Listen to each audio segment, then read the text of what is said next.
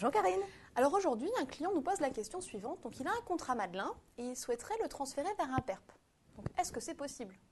Alors pour répondre à cette question, il convient de se référer aux dispositions de l'article L132-23 du Code des assurances. En effet, cet article prévoit que les droits individuels constitués dans le cadre de contrats d'assurance de groupe dont les prestations sont liées à la cessation d'activité professionnelle sont transférables. En outre, l'article L143-2 du Code des assurances prévoit les conditions de ce transfert.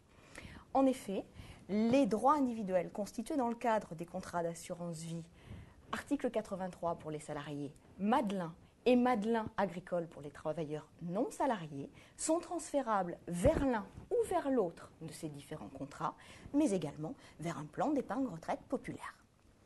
Il convient toutefois de signaler que les contrats à adhésion obligatoire, tels que les contrats article 83, ne peuvent être transférés que dans le cas où cette adhésion n'est plus obligatoire, justement. Ça va être le cas quand on est en présence effectivement du départ du salarié de l'entreprise ou quand on est en présence du licenciement de celui-ci. Il convient aussi, pour voir les modalités de transférabilité de ce contrat, de se référer à la notice d'information du contrat d'assurance vie. Dans le cadre de cette notice d'information, l'assureur peut prévoir également des frais de transfert qui seront dus effectivement par l'assuré. Ces frais de transfert sont toutefois réglementés puisqu'ils ne peuvent dépasser 5% de la provision mathématique du contrat les 10 premières années. Par contre, au-delà de 10 ans, ces frais de transfert doivent être nuls. Donc, au regard de l'ensemble de ces éléments, on en déduit effectivement que le transfert d'un contrat Madelin vers un PERP est tout à fait envisageable. Toutefois, il faut bien avoir en tête que des frais de transfert pourront être prélevés par l'assureur, notamment pendant les 10 premières années de contrat, et qu'en outre, après le transfert, les frais de gestion sur un contrat PERP sont souvent plus importants que sur un contrat Madelin.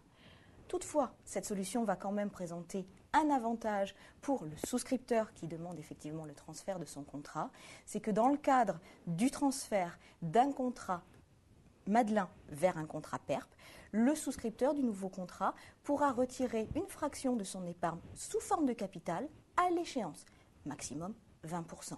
Mais cette solution n'est pas offerte dans le cadre d'un contrat Madelin. Merci Valérie. Merci Karine.